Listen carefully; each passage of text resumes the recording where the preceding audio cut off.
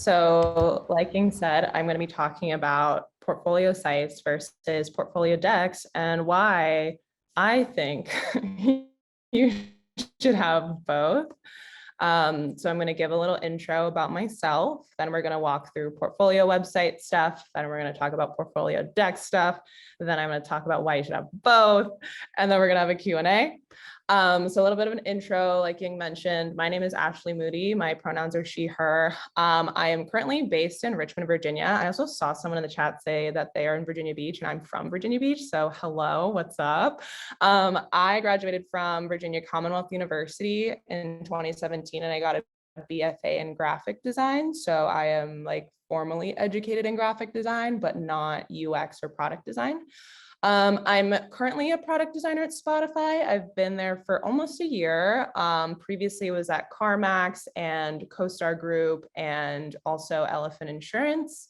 I'm an Aries sun, a Virgo moon, and an Aquarius rising, if anyone was curious. And there's a picture of me. It's a little old. I have hair, but you know, that's the most recent headshot I have.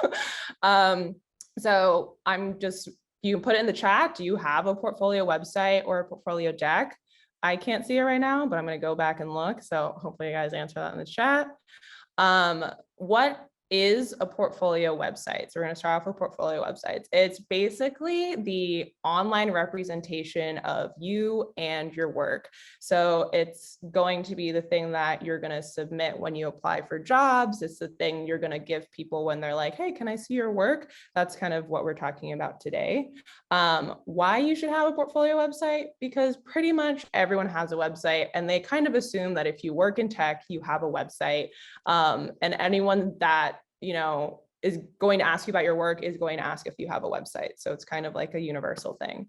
The pros of having a website are that they're accessible. It's a website. You can hand it out anywhere on a business card. You can do it digitally. Anyone can see it on their phone, on their computer, anything like that. It's pretty much industry standard, like I mentioned. And it's kind of like a mini UX project. So not only can you share your UX work, as in the work that you do and you're presenting, it itself is also a really good example of your UX thinking and kind of like a UX project. The cons of a portfolio website is that it is time consuming to create and maintain a website. I can tell you, Ying knows this, when I was working on my most recent iteration of my website, like I went through so many different versions. I would spend like hours and like days and weekends just like tinkering on all this stuff because I don't know how to code. I was using like a website builder. So it's just learning a whole new tool and then just trying to make things look nice and clean. It was very, very difficult. It also costs money. Most of these sites, it costs money to not only use the site, the service to build the site, it also costs money to own your own domain. And there are like ways around it. Like some people will use like, I know there's like free versions of Wix and things like that. So there are like loopholes around it, but most of the time if you're using like a Squarespace or anything like that, it does cost money, which does add up, even if it is like, I think it's like $12 a month or something for Squarespace, at least when I started using it. And it's hard to figure out, like, what do I put on my website? There are like no hard and fast rules. They're also like, I feel like the internet and the webs and like just websites in general it's such a range of what you can do because it is like a digital thing. So it's like, you can have all these crazy like moving things or videos or this or that. It can be like upside down or like infinite scroll or something like that. And so it's very hard to figure out how to navigate building the site and what to put on the site. So I'm going to talk a little bit about what a website should look like. First, this is usually the thing that I tell people that is like the most important, is that it should be quick and easy to scan. I do interviews. I actually did one today. And I've talked to hiring managers and I've talked to recruiters. And when you submit your website, when you're like applying for a job, the first person who's looking at your website is a recruiter. And a recruiter is they know what's going on. They know how to hire people, but they might not know design, right? They might not be like an expert in UX or product design. They might obviously know what the job entails because they know what they're looking for. but they are not UX designers. So you want your website to be quick and easy to scan, because most of the time that recruiter, who's basically the gatekeeper into you moving to the next level, like if they can't navigate your site or understand your site, then you're probably not going to move on to the next level.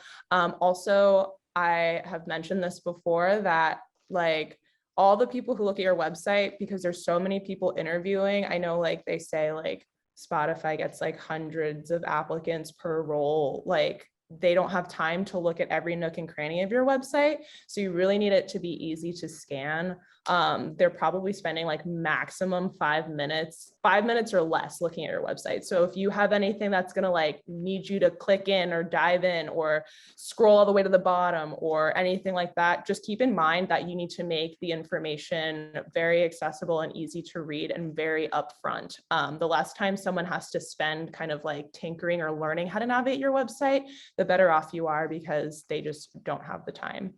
Cover the basics. As long as you have you and your work, I think that's a pretty successful website. I don't think that you need to have like flashy animations or like anything crazy or sparkly or magical. I think because of the first thing that I talked about, as long as you have you and your work that is presentable and organized, I think that's a great website. And you can show them, even though I was like, don't be flashy, but you can show a little personality like through the design. Because it is your personal website. I've seen people with like plain black and white websites. I've seen people who just like put images. I see people who keep things really simple, but I've also seen people who like build out these very like personal in a way where it's like it shows a little bit of like the things that they like, or their, you know, the little sparkle, or like even like adding little fun emojis, you know, like show something that you can still do little fun things, even though I'm saying like be simple. If you can be simple, I think you can show yourself as well. So I'm going to go over kind of like a basic website structure. So at the top above the fold, what you really want to focus on is like you. That's usually what I say. So you can have your name and your title, or like whatever your aspirational title could be. You can have a picture. I say it's optional because I used to have a picture on my website and then I removed it. I think it's totally valid to not put a picture if you're concerned about biases, if you're concerned about safety. Like I'm a very private person. So like, I don't even have like public social media. I don't have any like presence like that. So on my website, you'll see I don't have a picture, and the only like social network I have a link to is my LinkedIn. So a picture is optional. You can also put a little blurb. And with the blurb, I would say put a blurb if you have something important to say or distinct that you want to talk about yourself. Usually when you're just like, oh, I'm a product designer that wants to make user-centered products. I think that's what we all want to do, hopefully. So like, I don't think you need to like reiterate that in a blurb. If you want to talk about something really specific, like Sarah, how you said like, you know, accessibility is like super important to me, or information architecture is like my passion because of XYZ. I think that shows a little bit more than just being like, I want to be a UX designer or a product designer. So if you have something like meaningful, if you're looking, if you know, like, I really want to work in like entertainment or like media tech or something like that, or like ad tech or something, like give a little bit of that on there. And I think that also helps like narrow things down. I think a lot of the time when you're looking for a job, you're trying to make yourself look the most attractive to all of these places, when actually you should make yourself look the way that you want to look when you work at the place you want to work at, because you are not going to get all the jobs. However, the jobs that you do get, you want to be specific that you want that job and you're working in something that you want to do. So first thing on the site, you say like, hey, I want to work in health tech. Then it's like someone that works at a health tech company is being like, this person, we align, you know? So that's really important. And then below the fold, which is like basically when you scroll down, you can put your projects. It doesn't really matter like how you really organize your projects. This is kind of how I did it on this like little structure here. But I usually would say like 1 to 3, like 2 to 3 projects. Like I said, they're only taking a couple of minutes to look. So this really is a glance over thing. And most of the time they're not diving into each and every project and reading everything there. I will give a couple of like notes.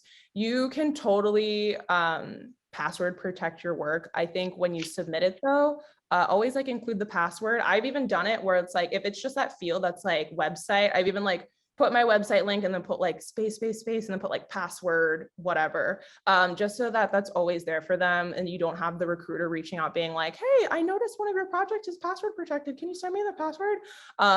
Because that happens a lot too. It also is like, if anyone's like worried about like, oh, like, I don't know if like I'm allowed to share this or whatever. Honestly, I've never known anyone who was like password protected a project and then their job like came after them being like, hey, take this down. So I feel like if you feel uncomfortable about it, put it behind a password and like let it rock. If someone comes after you, then you take it down. But basically, I usually say like put your projects up front, and then put a little picture, you know, referencing what that project is, a very strong screen, like demonstrating what you've done. Put a little blurb that's like explaining the project. And this is something that I think is really valuable. And I remember seeing it on Ying's portfolio when I was making mine, was like putting these little tags and like putting the skill set that you're demonstrating in those projects. So like in this project, I really worked on UX research and data visualization on internal tools so that the recruiter kind of can navigate and say like, well, I'm hiring for someone who's working on consumer facing things and knows how to do journey mapping and A/B testing. Then they're going to know, oh, I'm going to go to the last project because that actually has the stuff I want to see. And that saves them time from having to click in and click out of projects to see like, oh, can they do what I need them to do and I want to hire them for. And then this is kind of an organization of like a project page. So you can see you have the title here. Also at the top of your projects, just make sure that all the fundamental information is at the top because you're gonna kind of walk through and show the work that you did below it, and you don't want those very vital pieces of information to get lost. So start out with the title of your project, how much time it took to do the work. Was it like 6 weeks? If it's something like in sprints, like put that in like layman terms, like weeks. You can put like how many sprints in parentheses if you'd like. Say your role. Even if it is like UX designer, we know you're a UX designer, but it's still pretty valuable to state that as well. And then definitely add the problem. So like, what's the problem statement for this project? And then always put the impact. I have put projects that have not been shipped. So there isn't like any like measurable like data that I can pull to say like the impact of the work. However, like you can still say like, this was a learning that came out of this or something like that. And that's still just as valuable. And then that's where you put all your like, all of the steps it took. So like, for instance, you have your steps, you have your research, and then you have your visuals. So that's just kind of whatever kind of work you did, this is where you put it. I also will say that like, you don't want to put too much. If you did whiteboarding, you know, I know what a whiteboard looks like, and I think most recruiters know what a whiteboard looks like. So maybe that's not the thing that you show here. Maybe like the really big highlight steps that were really big for you, like the research or something like that. And you can show like an image of that. But there are some things that are kind of assumed with the work. So some of the things you don't have to put like every little single step, and it's because you have a portfolio deck. That's why. And then you can put your designs, everything like that. And then this is something that I said in the little icebreaker, was one of the more important things that I like to look at whenever I look at someone's website, is the impact and next steps. Because the work we do is kind of never ending because they're digital products and we're always iterating. I find it really valuable to see someone's reflection on their project and understand the impact, even if it's not like a measurable metric or something like that. Any kind of like reflection on like, what were your like losses and gains, and then also like, what were the next steps for that, even if it didn't ship, like why didn't it ship, and what are you going to do, what did you do afterwards, or something like that. So that's kind of like a basic website structure. And I'm going to go ahead and also show my personal website, because why would I be talking about this if I didn't practice what I preached? While you're searching for that, if anyone has questions for Ashley, please put them in the chat. We'll gather them and we'll do a Q&A at the end. Cool. Yeah, so this is my personal website, moody.work. As you can see, super simple. Like I said, I took my image out. I have my name. I have a blurb about myself. And then below the fold is my work, where I have a visual, the title. I labeled it password protected as well. So if someone's like, I don't have time for that, you don't got to look at it. I have like my little my little blurb, and then I have like my skill tags here. So saying like I did design sprint facilitation, I have an MVP design, I did service blueprinting, and then you can click into it. I also put these little statements above to kind of also narrow down what someone who's looking at my website, if they're looking for something specific, this kind of tells more of a story. So like, this is how I make a product from scratch. So, you know, this is going to be an end-to-end project that is going to show everything from, you know, opportunity finding to shipment. This is how I find my own opportunities. So it's like, okay, how did she like get out of a space that maybe wasn't right for her? Or this is how I make something better. So this is like feature work, like what can I see there? And there's like little visuals. Someone had also asked like, oh, I do other types of work. Like I'm an illustrator, or like I'm a videographer and I do other things, or I'm just like a graphic designer and I do regular graphic design work. I also have done regular graphic design work, and I just put all that stuff at the bottom of my website. I have a separate section where I've put other projects that I've worked on that might not necessarily be product design projects. I don't go into them as like extensively. I put a little blurb. It's just something that if they're interested in, they can like look into.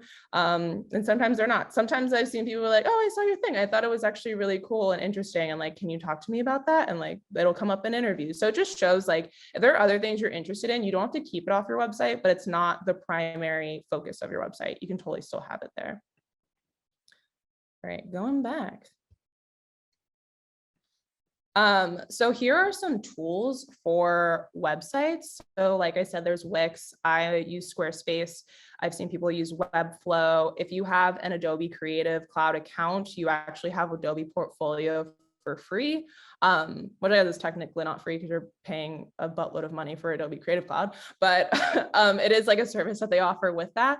I've seen people use Cargo Collective. Some of the newer things that I've seen people use is like Sempless, Editor X, and Carbon Made. I personally have never used those things, but I've seen people make really cool websites on those. So those are definitely some options. And now we're going to move into portfolio decks.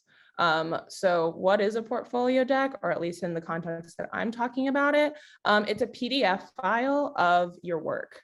And why should you have a portfolio deck? It doesn't only show your work, it tells a story. So the difference is that like, whereas your website is something that you want to be like quickly looked at, someone can scan it, see your work really easily and have access to it. This is where you like can tell the story of your work.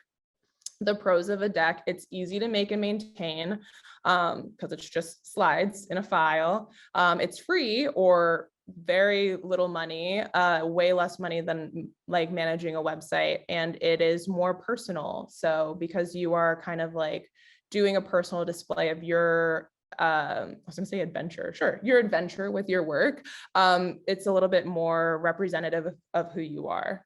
The cons of a deck is it's not as public. You can't really like, I mean, I guess you could put it up on a website, but then that kind of defeats the point. But it's not really something that you can just easily like share around. It might need more curation or changes. Like I personally will cater my deck to every interview that I do. I'm not like remaking my whole deck every time, but if I know like, oh, I'm interviewing for this place, like I'll make changes to my deck to be more specific and cater to that. And it's obviously like not as exciting. Like it's like a slideshow, which maybe for some people isn't as fun as making like a website. So what should a deck look like? So since the deck is where you're going to be like telling your story and you are there alongside the deck to kind of like walk through it, it should be linear. You want it to be just like you're telling a friend a story, or like how you worked on a project or something like that. Like if I went up to you and I was like, oh, I saw that you worked on this project. Like, how did it go? Like, tell me about it. That's kind of like what you want your deck to kind of feel like. And you're speaking from first person. So this is like really nice because like your deck is like your kind of like sidekick in these interviews when you're talking to people about your work and what you do. And it feels a little bit more like natural as well. So kind of just make this like as if like I said, you were just like talking to a friend. Here is like a very simple like deck structure. So you can see like name and title, first slide, of course. You always want to make sure you have an agenda to let people know like what they're getting into during this. And also, like, this is probably where you would mention like questions go in between the case studies or questions at the end of the case study or something like that. You should do an intro because, like I said, it's a little bit more personal. So this is where you can like talk about yourself. You can tell your own personal story about how you got into design. And this is something that I've been seeing more often too in interviews that I actually really like is people will share their own personal design values and principles. And I think that's a great way to like kick off your deck as well, so that they get an understanding of like, these are the things that are important to them as a designer. And also like, don't stress about that either, because like, I find it more helpful than it is not helpful to kind of understand where someone's head is at and when they think about design and their role as a designer. So like, there is no wrong answer to this question. I think it's always like a nice thing to see someone say like, I really value X about design. I really think it's important to like create products that help this group of people, or that you know, can be used globally, or like something like that. Like just thinking about the things that are really fundamental to you. That also like is a nice reflection for yourself too when you're working on it, when you're just like, okay, what is it about design that like got me here? And then what are the things about design that I really take to heart and I'm going to really want to take to heart when I am at this workplace? And and does that align? They'll, like, most workplaces have values and mission statements and like core competencies and things. It's like, okay, you can find where those things align. Your case studies are obviously going to span like multitudes of slides, but some of the basic things is you want like the same kind of like vital information that you had on your website. So the role, the timeline, the problem statement, and then like the storytelling aspect. This is like where you can get really personal. And I find this is like really helpful too, is that you can kind of like chill out during the story part, because I feel like people feel really buttoned up whenever they have to talk about their work in an interview.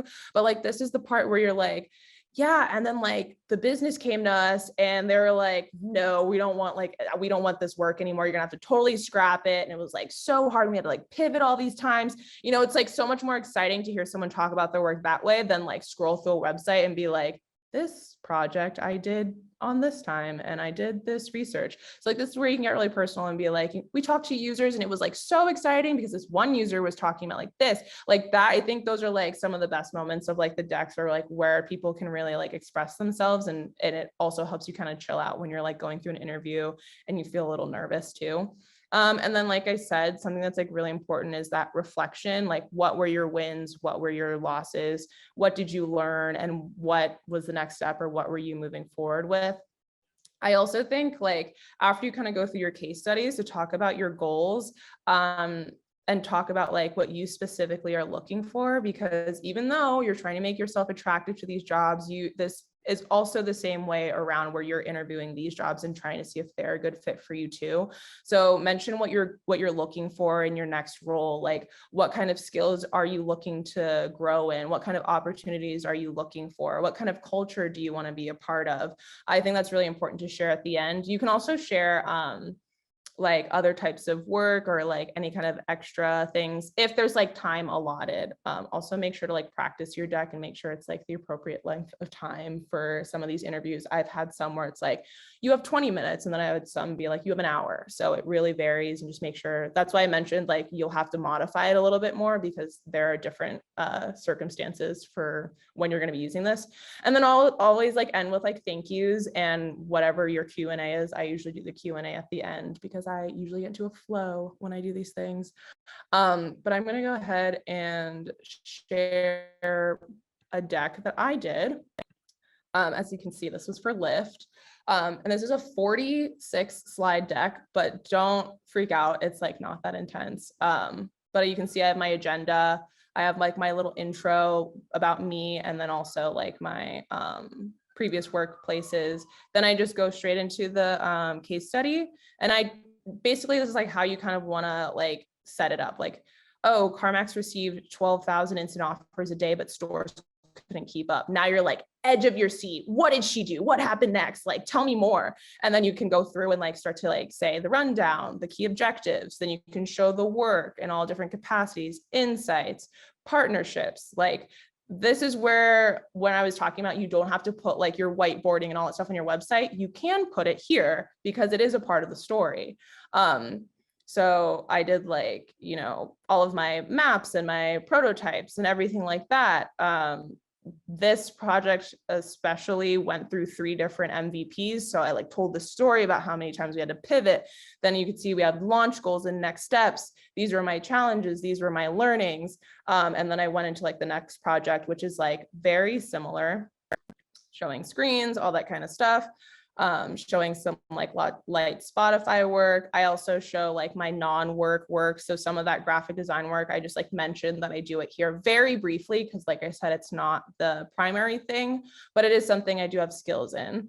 And then I also mentioned other things like community work. So like all of the other things, look, there's ladies at UX at the bottom, because I'm giving this talk. So like you can also add any kind of like voluntary work that you've done, any hackathons you've participated in, to show that you're also like active in your community, because I've been seeing a trend of a lot of these like tech companies really wanting people who do some level that do like, whether it's like within the company community or external, like outside of more like public facing community work, that it is pretty valuable to have designers that do take opportunities like that sometimes.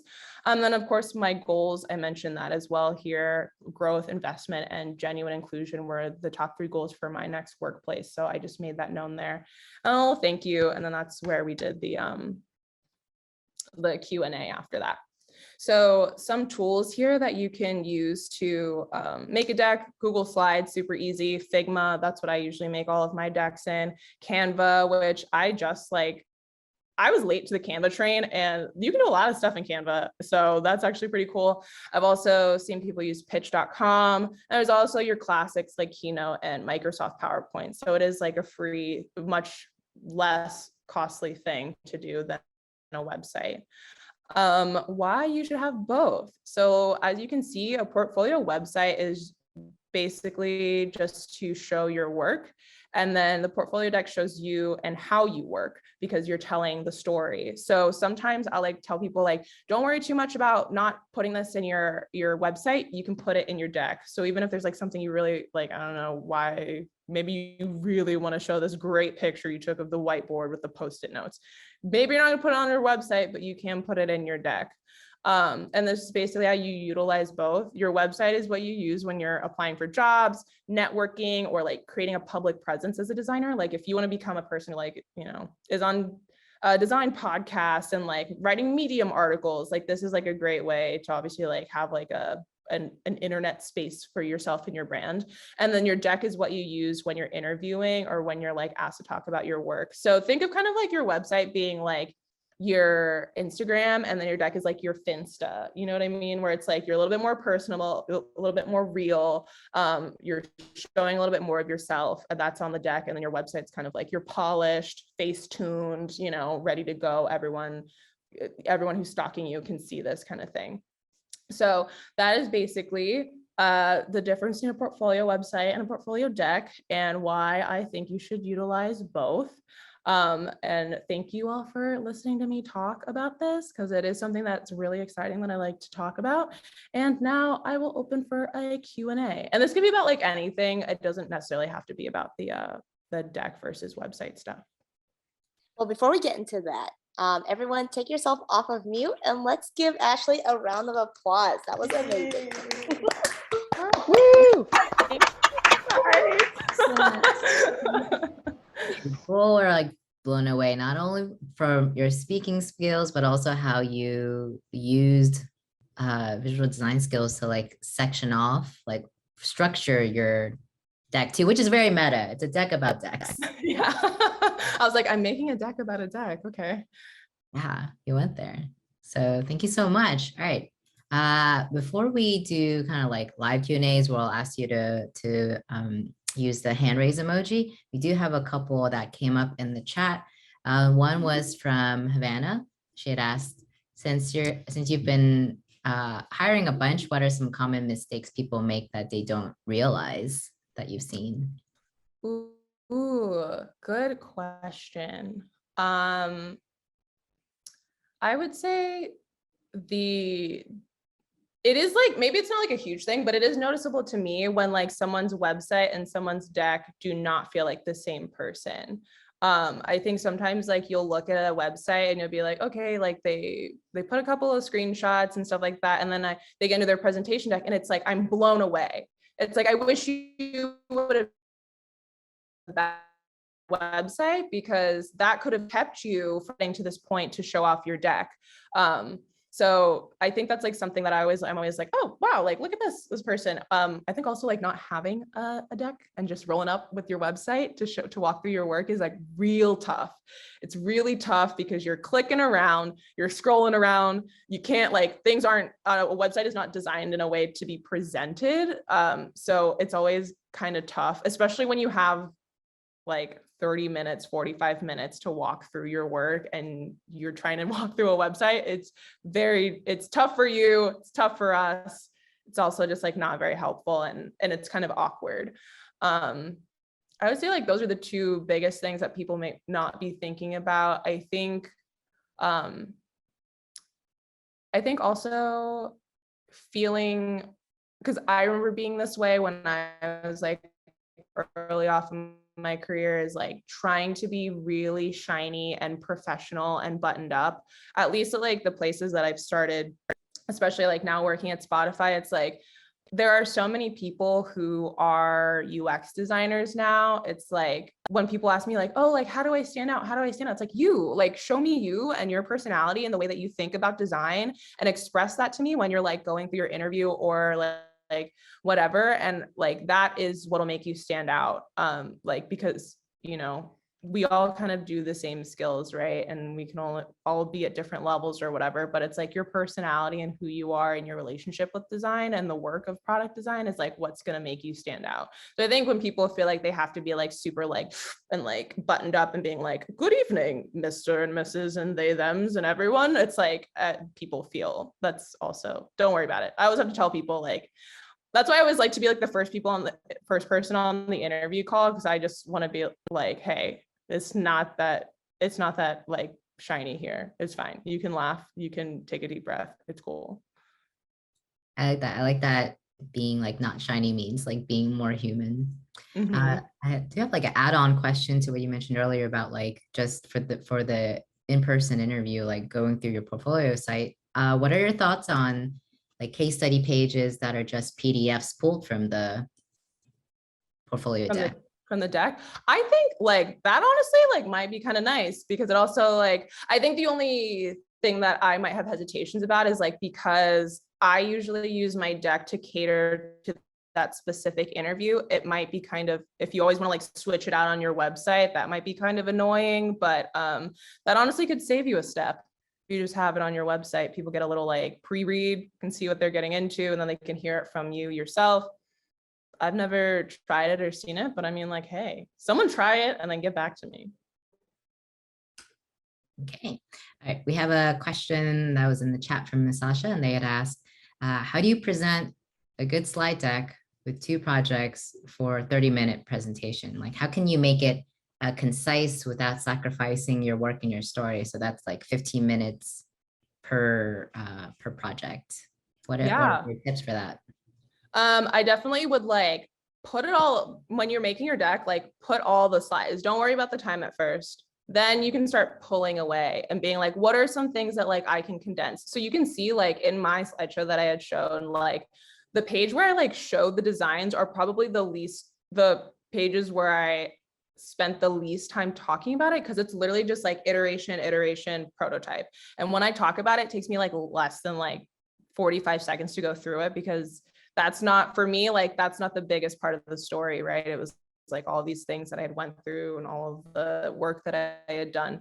So like put everything out there first, try and read through it if you can, as like comfortably as you can, see if it fits in the time. If it doesn't, like you can squeeze things together, you can like put things together. It's not like every step of the way you have to go really deep into it. Some projects I did one 2-3 user interviews. So it's like, I'm not going to spend a whole chunk of time talking about research. However, if I put more work in the visual design or something like that, I can spend more time talking about that. I think if it's like you have 2 projects, let's say one of them was like really heavy on like iterations. You did so many iterations, so many tests, all that kind of stuff. Focus on that. And then what you didn't focus on in the first project, talk about in your second project. So you're not just, so it's a little like more balanced and you can like showcase all of your skill sets. Nice. And so the key there is like highlight what are the key areas per project that you want to focus on.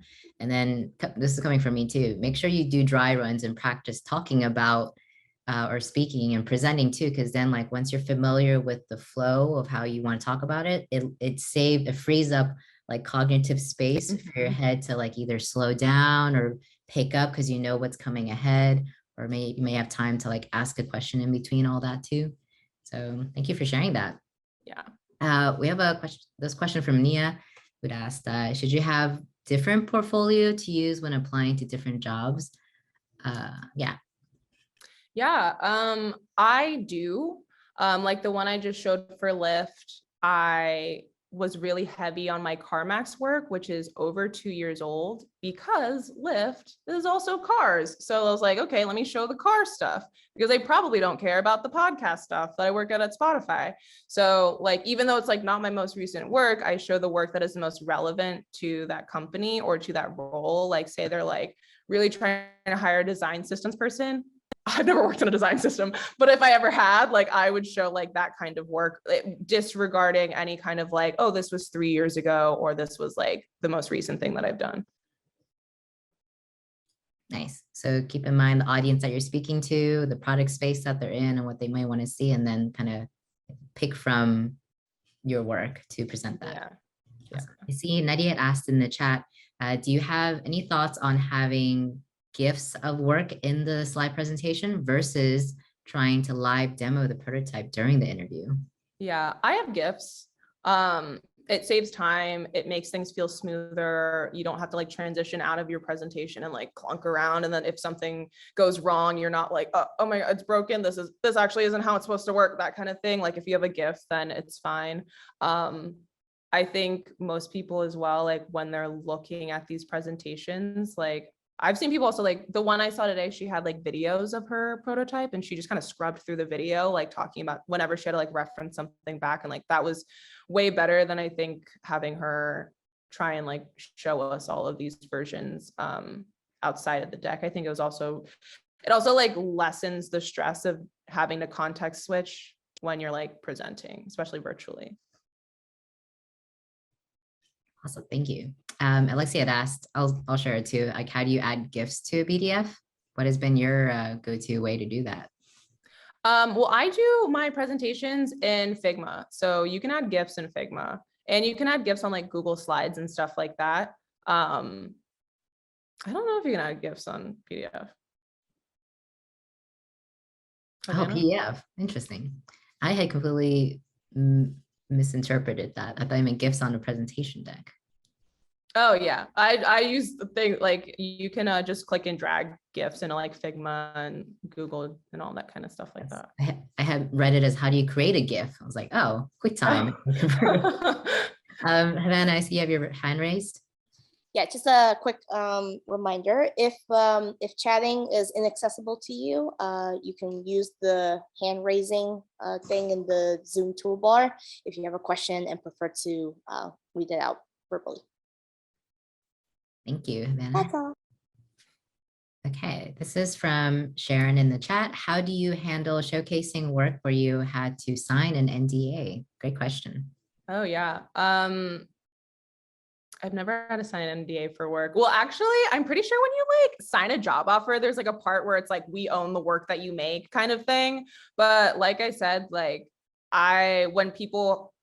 if you're hesitant about it, put it behind a password. If someone comes after you, all they're gonna do is take it down, be like, hey, you can't do that, which I've still, in my 5+ years of doing it, have not seen that ever happen. So, and like showing it, also you can kind of like white label your work, which does take like a little bit of extra time. If you go in and just like remove like fundamental confidential information from your design work, or just like, I don't know, like blur it out somehow. That's also like another way to show, like, if it's just a feature of something, you can easily like remove a lot of that kind of like the business branding or like any of that kind of stuff, and just make it look like a more simplified version. And then just explain to them like, hey, like this was something that was like private and XYZ kind of thing. They're not going to be like, oh, that sucks, I wanted to see the confidential information.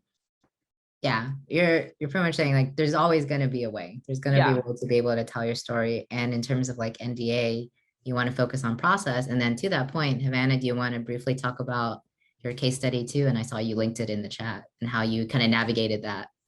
Oh yeah, that was on. I did have the actual question for Ashley, but yes, in the chat, there's two ways that I've handled it.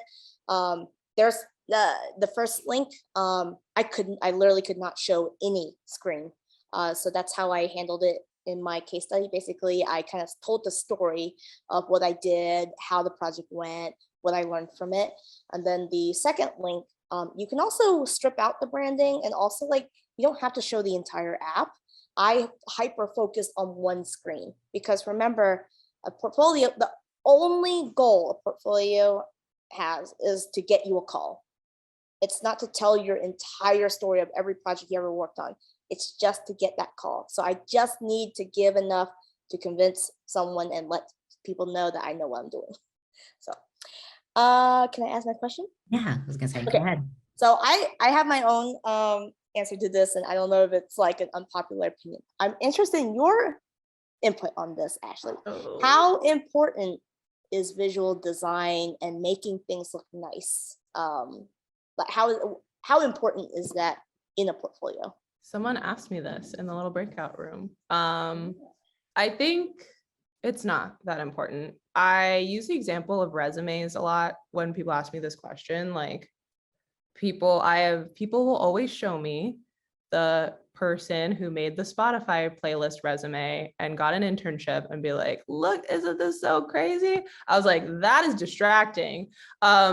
It's cool. Like, it's cool that people make these like really like, you know, really creative, like resumes and things, websites like that. But it's like, if I am like Billy Joe, the engineering manager of whatever, and I'm like looking at your website and there's like a lot going on visually, and I'm going to be like, I don't know, it's too much. I'm going to look at the next person, and the next person you can be like, oh, okay, like I see all their work, like all that kind of stuff. So I'm not like saying that don't be like super visual on your website, because I think there's like ways you can show your personality through that way. Like mine's super simple. Mine literally looks like, maybe I'm I think maybe you're interpreting, we are both interpreting the word design differently. Like I think you're interpreting as like, how cutesy can I make it, or how many like visual things can I add to it? But I'm thinking design like it looks like showing like work that shows your visual design skill in product. I guess in product, but also in the display of the portfolio too. I guess, okay, so my thing is like, UX people in particular are a very design sensitive group of people, even like researchers. Think about apps and freaking wine and beer cans that you look at. Like we pick things because they look nice. There is a visual bias. It's not the most important thing, of course, but it's not unimportant, I guess, is my hot take, I guess. Yeah, no, I feel the same. I feel the same. It's definitely not the most important, because it's like, if it was, then you would be a visual designer. Right. Yeah. And because so like your stuff looks very nice. Oh, thanks. That's why I was curious. Take away from this is like, make this part of your routine or your skills that you practice, that you apply in different ways, but don't solely focus on that as well. It's kind of part of the whole package. Yeah. Oh, I think I kind of like get it too, because I think something else is like, a lot of people who are new to UX think like, it's like, oh, I redesigned the Starbucks app. And it's like, well, if you can't show me why you made those design decisions of redesigning the Starbucks app, then it's not an actual valuable UX project for me to look at. Good point. Yes. If you have any other questions, please either click on the put it on the chat or click on the raise hand emoji. I have a question. I'm just gonna Yeah. jump in. That presentation was really awesome. Is there any way that you can like kind of share those like visuals with us? Like, because I really Yeah. liked how you had everything kind of labeled and mapped out. And Let me just share the link. thank you. And then we have a couple of new questions for you when you're ready, Ashley. Cool. I am ready. Mia asked, can you give insights on how to create a portfolio for written works, not necessarily design? Ooh, like long form written work or like UX writing work? Nia, you want to add some? Hey, that's a good question. I didn't think that far into it. Maybe. Okay, I'm just thinking from the perspective of you being a writer, not necessarily, but you work with designers. So maybe long form.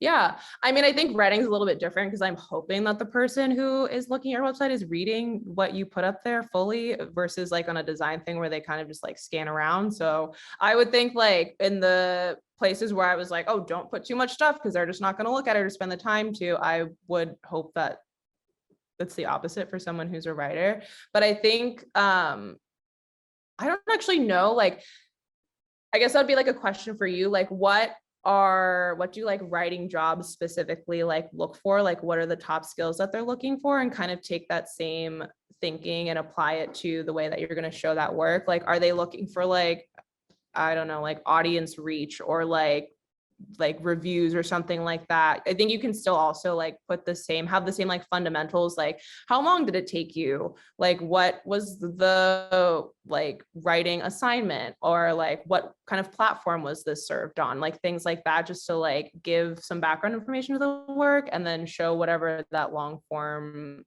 piece of writing is. And then also still have like, you know, a couple bullets on like a reflection. I think maybe in a presentation you would read like excerpts of like really poignant pieces of it or something like that. But I think it's all about like what are they looking for and being able to push that to the front when you're talking about your work, if that helps. I'm sorry, I'm not a writer. Oh, I want to add to that. To It sounds like piggyback on that. oh Oh, sorry, Ying. yeah. Yeah, just to piggyback on that, just being a UX writer, I think a lot of times people want to see how you collaborate with other people as well, like because a lot of times like writers are siloed, so they want to know that you're able to come into a UX team and like collaborate with just design and UX and all of that. So Yeah, I definitely think that goes for like all, even like non writing things. If you can also talk about your collaboration, I will tell you that we do notice when you talk about your work and you only say I did this. If you like don't mention like the engineer came in or I got feedback from the PM or something like that and we did this as like a team, like that is very noticeable, that it's like, were you not working together? Do you not want to mention these people for a certain reason? It just kind of shows that you're not thinking in like this was a collective effort with all of these partners that I worked with. So that's also like a little tidbit.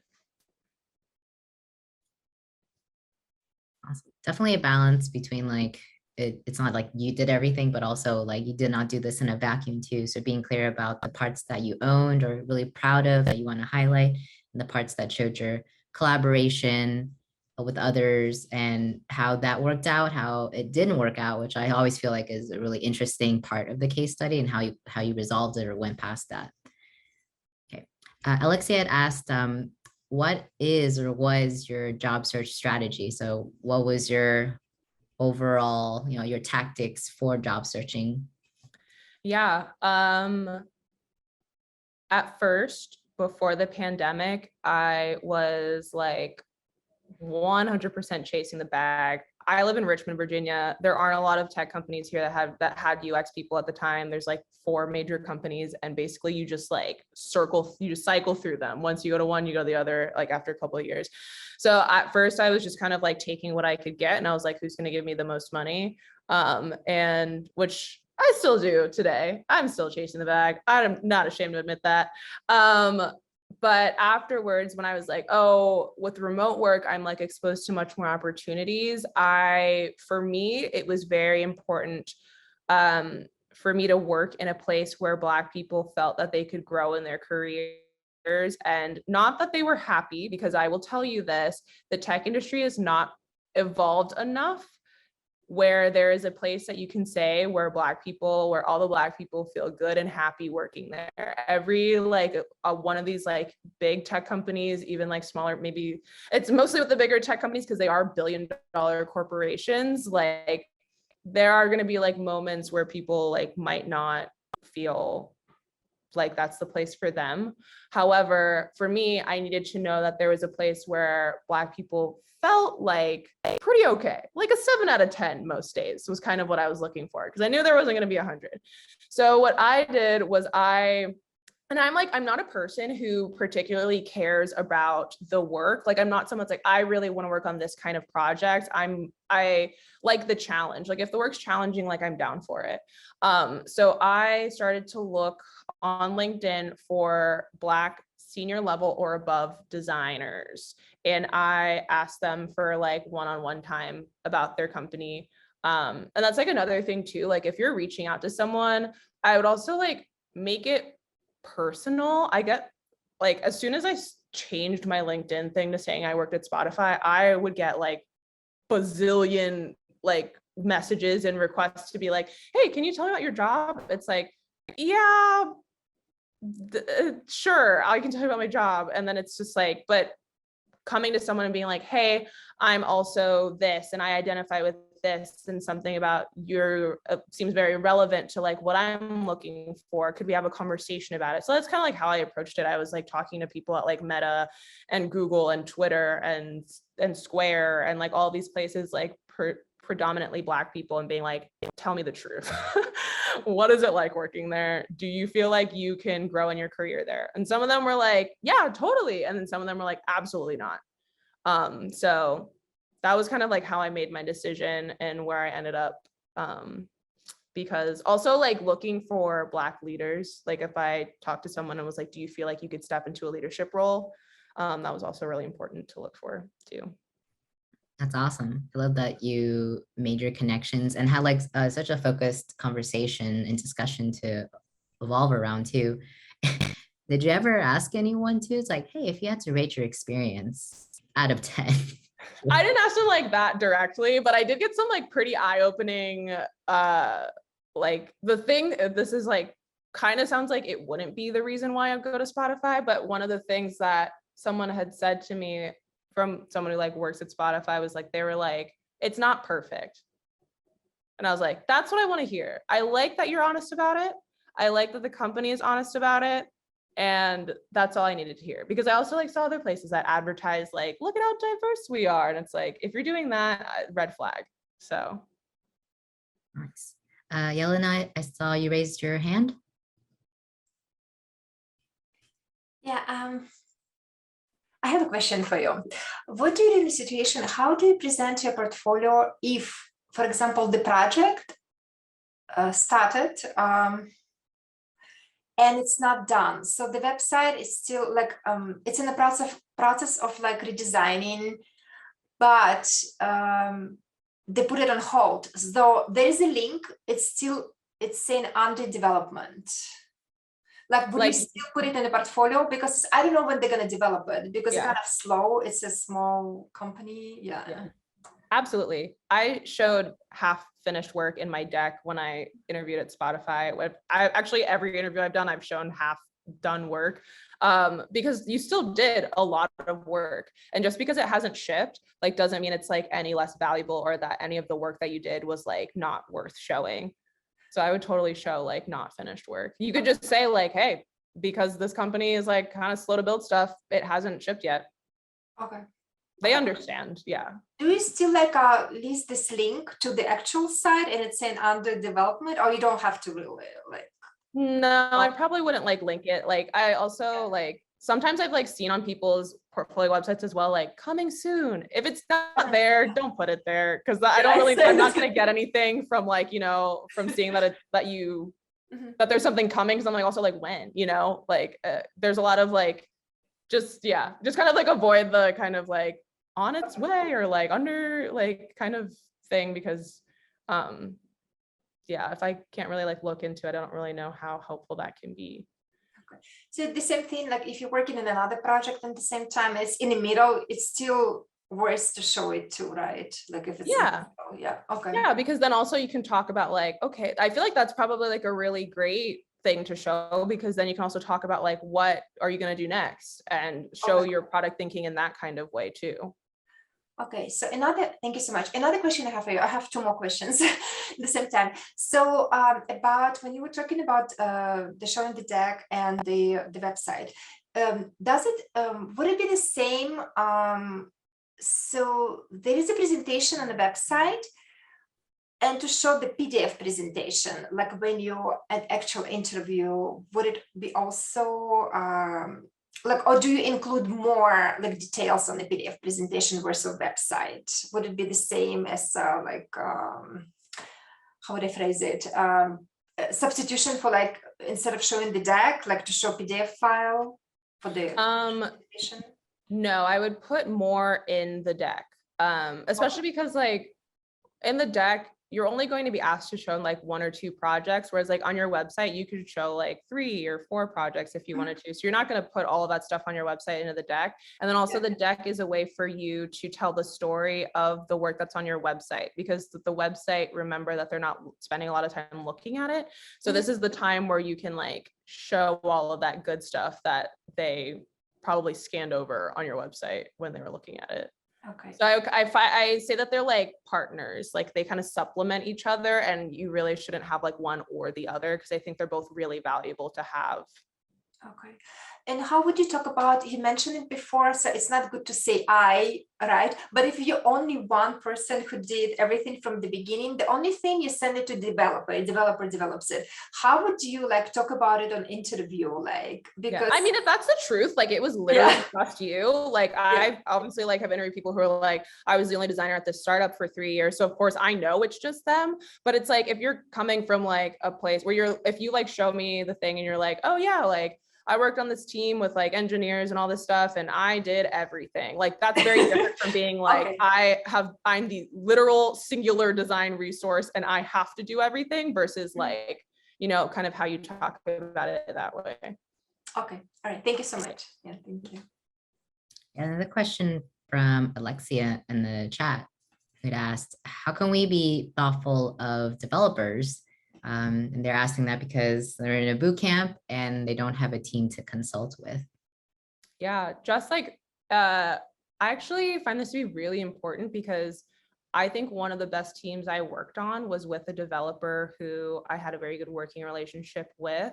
And I would say like from the beginning, like when you are thinking of that solution, letting them know, getting their input, like starting it's honestly like kind of tough because a lot of developers are like more quiet, reserved. They only want to be like heads down doing development stuff, but you got to like crack them. You got to be like, hey, can you look at, I'm thinking about this as a solution. And then they can tell you like, is this technically feasible from the get-go? So you're not like fully designing something and then engineering's like, no.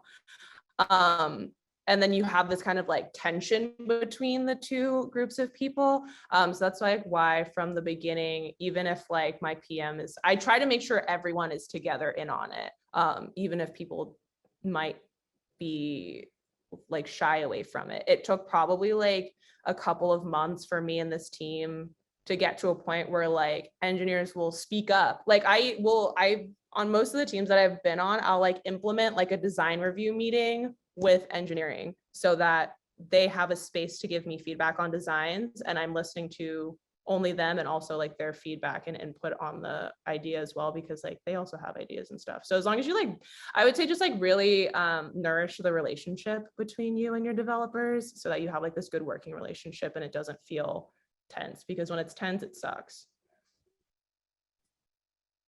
Thanks for asking that, Alexia. Yelena, I'm gonna assume you still have your hand up, but your question was asked. So, Nettie, do you have a question? Oh yeah, I had a quick question. In regards to trying to go for more mid-level roles versus entry-level roles, is there a strong preference for real-world work versus fictitious work when you're trying to build up your portfolio a bit more? And yeah, no, I'm gonna stop at the question right there. I feel like it's really hard. The hard thing about trying to display with fictitious work is that you aren't working in that team environment with a PM, with engineers, with business stakeholders. So it's like not as like real world almost, because you're going to run into certain experiences that you can only kind of have with those types of people. But I think, like in my example about like, I redesigned the Starbucks app to just make it look better or whatever. I think if you are making fictitious work, like make fictitious research or do real research, like go find some like market research that Starbucks did, find out like what is the problems that Starbucks actually, like find the real problems that they're like dealing with, or like make up like, I don't know, 20% of Starbucks users use only the drive-through. So like, how can we make a more car-friendly app or something like that, instead of just being like, visually the Starbucks app sucks, so I made it look nicer. But that is like a really tough question, because it is hard to kind of like mimic that. Something else I'll say is like hackathons are a really great way to kind of like get that experience of like team working. Also, there's like a lot of volunteer opportunities that are kind of like that as well. Like there's like, I guess it also technically is a hackathon, but there was like this thing I did once that was like 48 and 48, and it was just making nonprofits websites in 48 hours. And there was like someone who was assigned as a developer, someone who was like assigned as a PM, and like I was the UX resource. So it's like you can still get that kind of experience of like collaboration on work that might not be like a job. Yeah, no, thank you for that. It's I think, not to get like too specific into my situation, but I'm working full time as a product designer, and what I'm kind of finding is that like the type of work that my company is giving me to do is not necessarily the type of work that I want to get.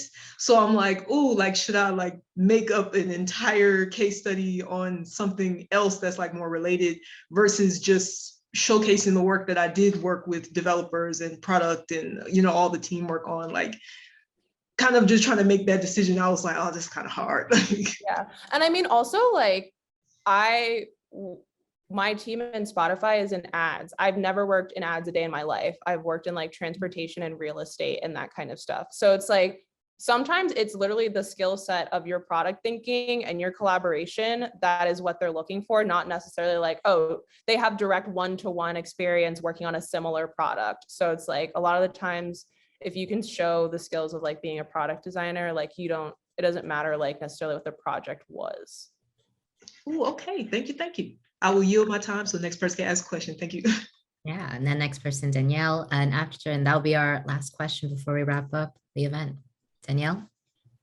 No, last question. Okay, I hope it's good enough. Sure.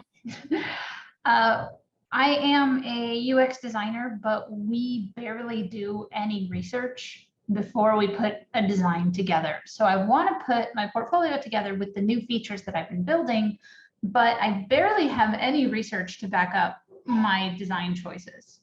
I can make some up, but I don't want to do that either. I don't know how to present that work in a meaningful way, other than just like a slideshow. I think you can like show that work and say, we don't have a UX research resource. However, if I was to, I would have liked to have conducted XYZ type of research in this kind of way. I think that just like shows your awareness that research is valuable, and then also shows that you know what type of research to get what type of answer. Because like at this point, the industry is like kind of matured enough to where like UX researchers are starting to be like more prevalent, and it's like people will understand. Because before, like I think when I started, it was kind of assumed that if you were a UX designer, you did the UX research. But now it's like we understand that like UX research is a whole separate role. So if you are just like cognizant about like what valuable UX research is and how it would have been necessary, or like how you would have liked to have it in this process, I think like looking at that, I'd be like, okay, so she knows, she gets it, like, even though she didn't have it, you know what I mean? If you have like, I think, I know we want to like look like we did everything right, but the product process is never 100% right anyway. I've had to skip research on things before and like stuff like that. So it's like, if you can fill in those gaps with your knowledge that of like what should have been there, I think that is still like pretty good if you don't have any research. I have like maybe a few days before a developer just starts building it before I even get the mock-ups to him. So I need to like, it's such a Yeah. fast process of getting it all together that is. But still, I came up with some really cool stuff and I want to put it on my portfolio. And It's still valuable. And especially like, just even you saying like, I don't have research, but you know, because of XYZ, I think expressing your need for it also just shows that you're like already in the right mindset. cool. Thank you. Thanks so much, Danielle. With that, we will close out the event. Everybody go off mute again or go crazy in the chat. Let's give warm thanks to Ashley for sharing so much with us. Yay. So much.